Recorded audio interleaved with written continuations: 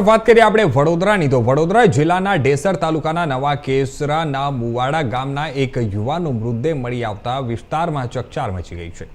જણાવી દઈએ કે ડેસર વાલાવાવ માર્ગ ઉપર આવેલા એક ખાડામાંથી વહેલી સવારે યુવાનનો મૃતદેહ મળી આવ્યો હતો। મૃતકની ઓળખ ધર્મેશ નરસિંહભાઈ પરમાર તરીકે થઈ છે। પરિવારજનોના જણાવ્યા મુજબ ધર્મેશ છેલ્લા 2 દિવસથી ઘરેથી ગુમ હતો। મૃતદેહ મળ્યાની જાણ થતાં જ ગામના મોટી સંખ્યામાં લોકો ઘટના સ્થળે ઉમટી પડ્યા હતા। સ્થાનિક સ્તરે વિવિધ ચર્ચાઓ ચાલી રહી છે અને લોકચર્ચા મુજબ પ્રેમ પ્રકરણનો એંગલ પણ સામે આવી રહ્યો છે। જોકે ઘટનાનું સાચું કારણ હજુ સુધી સ્પષ્ટ થયું નથી।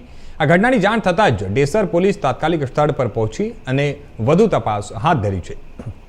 યુવાનનું મોત કયા કારણોસર થઈ છે તે અંગે હવે તપાસ શરૂ કરી દેવામાં આવી છે।